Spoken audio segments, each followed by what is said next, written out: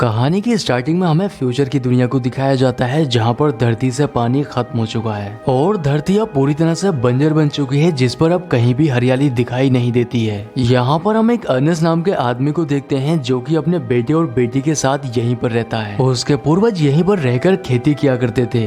वो भी अपने पिता के साथ मिलकर खेती किया करता था, लेकिन पानी की कमी की वजह से ये पूरा इलाका सूख चुका है। लेकिन उसके बच्चों को पता ही नहीं है कि आखिर हरियाली कैसी होती है। अब पानी की कमी की वजह से जितने भी लोग यहाँ पर रहते थे वो पलायन करके यहाँ से जा चुके हैं। लेकिन अर्नेस्ट को आज भी यकीन होता है कि वो इस जमीन पर फिर से खेती कर सकता है, इसलिए वो एक आदमी से मिलने के लिए जाता है जो कि जमीन से पीने का पानी निकालने का काम करता है। वो उस आदमी के पास जाकर उससे इतना पानी मांगता है जिससे वो खेती कर सके, लेकिन वो आदमी उसको बताता है कि इतने पानी का अरेंजमेंट नहीं हो सकता है और अगर तुम्हें इतना पानी चाहिए तो इसके लिए तुम्हें बहुत ज्यादा कीमत चुकानी पड़ेगी। पर अर्नेस्ट के पास इतने पैसे नहीं होते हैं जिससे वो इतनी ज्यादा कीमत में पानी खरीद सके। अब अर्नेस्ट निराश होकर अपने बेटे के साथ अपने खच्चर को लेकर वापस घर आने लगता है, लेकिन रास्ते में उसके खच्चर की टांग टूट जाती है जिससे अब वो चल नहीं सकता है और इसलिए अर्नेस्ट को मजबूरी में अब उसे मारना पड़ता है। वो जब घर आता है तब वो देखता है कि उसकी बेटी रेत से बर्तन मांज रही होती है, क्योंकि पानी की कमी की वजह से इन्हें रेत से ही बर्तन मांजने पड़ते हैं। अब क्योंकि अर्नेस्ट का खच्चर मर चुका था इसलिए उसे एक नए खच्चर की जरूरत थी और इसलिए वो अपने बेटे के साथ एक ऐसी जगह पर जाता है जहां पर रोबोटिक खच्चर मिलते हैं। यहाँ पर एक रोबोटिक खच्चर की बोली लग रही होती है, इसलिए अर्नेस्ट उसे किसी भी कीमत पर खरीदना चाहता है। क्योंकि रोबोटिक एनिमल को खाने पीने की जरूरत नहीं होती है, इसलिए वो उसे हाईएस्ट बोली लगाकर खरीद लेता है। लेकिन एक फ्लेम नाम के आदमी को इस बात से बहुत गुस्सा आता है क्योंकि वो उस रोबोटिक एनिमल को खरीदना चाहता था। अब अर्नेस्ट अपने बेटे को लेकर उस रोबोटिक एनिमल के साथ एक हॉस्पिटल में पहुंचता है। यहाँ पर हम अर्नेस्ट की वाइफ को देखते हैं जो कि एक स्पेशल फ्रेम के साथ बंधी होती है। दरअसल कुछ समय पहले अर्नेस्ट की वाइफ का एक्सीडेंट हो चुका है, इसलिए वो इसी फ्रेम के साथ चल फिर सकती है। लेकिन अर्नेस्ट के पास इतने पैसे नहीं होते हैं जिससे वो इस फ्रेम को खरीद कर घर ले जा सके, इसलिए उसने अपनी वाइफ को इस हॉस्पिटल में रखा हुआ है। अब वाइफ से मिलने के बाद अर्नेस्ट जब घर जा रहा होता है तब रास्ते में उसे एक रोबी नाम का लड़का मिलता है जिसकी फाइनेंशियल कंडीशन काफी खराब होती है। उस लड़के के पास एक छोटा बच्चा भी होता है जिसको पालने के लिए उसके पास पैसे भी नहीं होते हैं, इसलिए वो अर्नेस्ट से उस बच्चे को खरीदने के लिए कहता है। लेकिन अर्नेस्ट उसे समझाने लगता है कि तुम्हें इस तरह से हार नहीं माननी चाहिए और अगर तुम्हें किसी भी मदद की जरूरत होगी तब मैं तुम्हारी मदद जरूर करूंगा। वो लड़का अर्नेस्ट को पहले से ही जानता है, इसलिए वो अर्नेस्ट से कहता है कि तुम्हारी बेटी का किसी के साथ अफेयर है। ये सुनकर अर्नेस्ट गुस्से में घर की ओर जाने लगता है और घर जाकर जब वो अपनी बेटी से इस बारे में पूछता है तब वो उससे कहती है कि मैं अपनी लाइफ के फैसले खुद से ही ले सकती हूँ। इसलिए गुस्से में अर्नेस्ट उसको घर के अंदर लॉक कर देता है। अगली सुबह अर्नेस्ट को पता चलता है कि उसका रोबोटिक एनिमल किसी ने चुरा लिया है, इसलिए उसका सबसे पहला शक फ्लेम के ऊपर जाता है क्योंकि वो भी उस रोबोटिक एनिमल को खरीदना चाहता था। अब जब वो उसे ढूंढने के लिए जाता है तब जमीन से पीने का पानी निकालने वाले लोग उसके ऊपर हमला कर देते हैं जिससे वो बेहोश हो जाता है। अब अर्नेस्ट को जब होश आता है तब वो उन्हीं आदमियों के बीच होता है और वो आदमी उस पर पानी चोरी करने का इल्जाम लगाते हैं क्योंकि उनके आदमियों ने अर्नेस्ट को अपने रोबोटिक एनिमल के साथ पानी चुराते हुए देखा होता है। अब वो आदमी अर्नेस्ट को मारने लगते हैं, लेकिन तभी अर्नेस्ट के हाथ एक गन लग जाती है और वो उनके ऊपर गन पॉइंट कर लेता है और इसी का फायदा उठाकर वो यहाँ से भाग जाता है। अब यहाँ से भागने के बाद अर्नेस्ट फ्लेम को ढूंढने के लिए निकल जाता है और उसे यकीन था कि फ्लेम ने ही उसका रोबोटिक एनिमल चुराकर इन लोगों का पानी भी चुराया है। अब वो उसको ढूंढता हुआ उसके पास तक पहुंच जाता है और उसके ऊपर गन पॉइंट कर लेता है। वो देखता है कि उसका रोबोटिक एनिमल उसी के पास है और उसके ऊपर बहुत सारा पानी भी लोड हो रखा है। अब अर्नेस्ट फ्लेम के ऊपर गन पॉइंट करके उससे उन आदमियों के पास जाकर उनका पानी वापस करने के लिए कहता है, लेकिन फ्लेम उससे कहता है कि वो इस पानी को बॉर्डर के दूसरी ओर बेचने वाला है जिससे उसे बहुत ज्यादा पैसे मिलने वाले हैं। इसलिए वो अर्नेस्ट से कहता है कि अगर तुम चाहो तो मेरे पार्टनर बन सकते हो जिससे तुम्हें भी बहुत सारे पैसे मिलेंगे। लेकिन अर्नेस्ट ऐसा नहीं करना चाहता था, इसलिए वो उसकी बात नहीं मानता है। पर रास्ते में चलते समय डिहाइड्रेट होने की वजह से उसके पैर लड़खड़ाने लगते हैं। तब फ्लेम उससे कहता है कि तुम इसमें से पानी निकालकर पी सकते हो।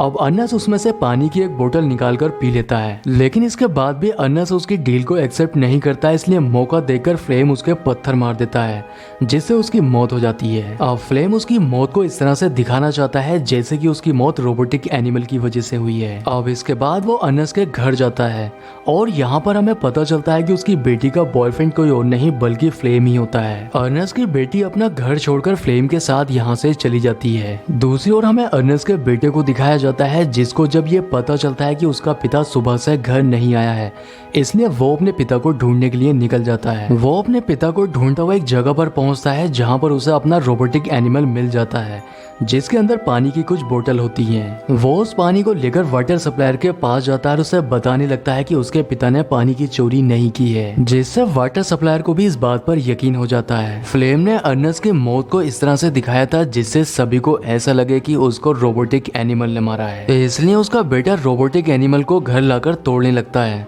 क्योंकि उसको ऐसा लगता है कि इसी की वजह से उसके पिता की मौत हुई है। लेकिन तभी यहाँ पर फ्लेम आ जाता है और उसे समझाने लगता है कि तुम्हें हिम्मत नहीं हारनी चाहिए। वो उसके सामने बहुत अच्छा बनने का नाटक करता है।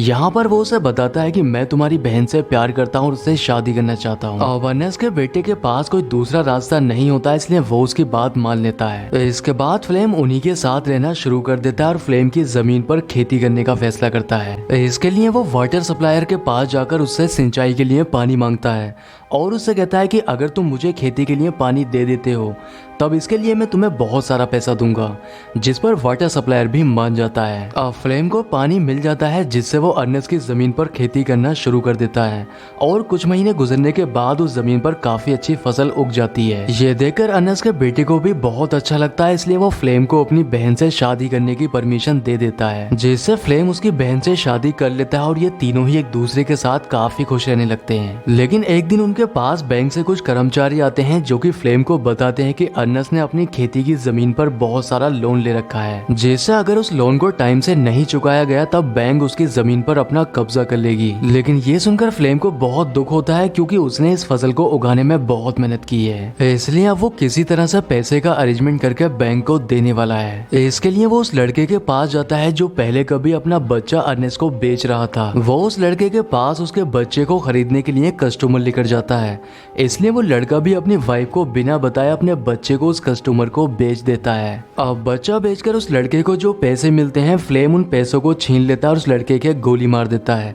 इसके साथ ही एक गोली रोबोटिक एनिमल के भी लग जाती है, जिससे उसके सॉफ्टवेयर पे कुछ खराबी आ जाती है और फ्लेम उन पैसों को लेकर यहाँ से भाग जाता है। अब फ्लेम उन पैसों से बैंक का सारा लोन चुका देता है, जिससे उनकी लाइफ पहले की तरह नॉर्मल हो जाती है। लेकिन अर्नस के बेटे को शक होता है कि उसने बैंक का लोन चुकाने के लिए उसके रोबोटिक एनिमल को बेच दिया है, इसलिए जब वो उसे रोबोटिक एनिमल के बारे में पूछता है तब वो उसके ऊपर गुस्सा करने लगता है और उससे कहता है कि मैं उसके बारे में कुछ नहीं जानता हूँ कि आखिर वो कहाँ पर है। दूसरी ओर हमें रोबोटिक एनिमल को दिखाया जाता है जिसके सॉफ्टवेयर में खराबी आ चुकी थी, इसलिए वो खुद से ही अपने मैन्युफैक्चरर के पास जाने लगता है जिससे वो उसे रिपेयर कर सके। अर्नस का बेटा फ्लेम से कहता है कि कल वो अपनी माँ से मिलने के लिए हॉस्पिटल जाएगा, लेकिन वो अपनी माँ से मिलने के बहाने अपने रोबोटिक एनिमल को ढूंढता हुआ उसी रोबोटिक कंपनी में पहुंच जाता है। यहाँ पर कंपनी का ओनर उसे बताता है कि तुम्हारे रोबोटिक एनिमल में कुछ खराबी आ गई थी जो कि हमने फिक्स कर दी है, इसलिए अब तुम उसे लेकर यहाँ से जा सकते हो। पर जाने से पहले वो उसके रोबोटिक एनिमल के एक खास फंक्शन के बारे में बताता है। वो उससे कहता है कि तुम्हारा ये रोबोटिक एनिमल कुछ फुटेज को रिकॉर्ड कर सकता है। और अर्नस का बेटा जब उसके द्वारा रिकॉर्ड की गई फुटेज को चेक करने लगता है तब उसे पता चल जाता है कि उसके पिता को इस रोबोटिक एनिमल ने नहीं बल्कि फ्लेम ने मारा है। इसके साथ ही उसे ये भी पता चल जाता है कि पैसे के लिए उस रोबी नाम के लड़के को भी फ्लेम ने ही मारा है। इसलिए घर आकर वो उससे अपने पिता की मौत के बारे में पूछने लगता है, लेकिन फ्लेम उसके सामने अनजान बनने का नाटक करता है और उसे कुछ भी नहीं बताता है। लेकिन जब वो उससे कहता है कि तुम्हें रोबी ने याद किया है, ये सुनकर वो काफी हैरान हो जाता है और उसे यकीन नहीं आता है कि रोबी आखिर जिंदा कैसे हो सकता है, क्योंकि रोबी को उसने अपने ही हाथों से मारा था। अगले दिन फ्लेम के पास रोबी का एक लेटर आता है जिसमें लिखा था कि वो बहुत परेशान है और उसे फ्लेम की मदद की जरूरत है। वो उसे एक जगह पर मिलने के लिए बुलाता है, इसलिए फ्लेम उससे मिलने के लिए उसी एड्रेस पर पहुंच जाता है। लेकिन ये जगह इतनी बीहड़ होती है कि उसका पैर एक पत्थर से टकराता है जिससे वो एक खाई में जाकर गिरता है। अब यहाँ पर अर्नस का बेटा आता है जिसे देखकर फ्लेम समझ जाता है कि वो लेटर रोबी ने नहीं बल्कि अर्नस के बेटे ने लिखा था और उसकी आंखों में देखकर उसे ये भी पता चल जाता है कि उसे अपने पिता की मौत की सच्चाई पता चल चुकी है, इसलिए वो उसे समझाने की कोशिश करता है।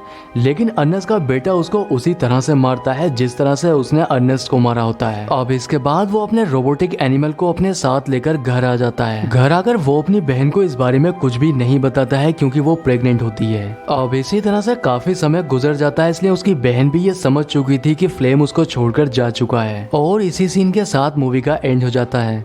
दोस्तों उम्मीद करता हूँ कि आपको वीडियो पसंद आया होगा, इसलिए वीडियो को लाइक और चैनल को सब्सक्राइब जरूर करें। तो मैं आपसे मिलता हूँ किसी नेक्स्ट वीडियो में।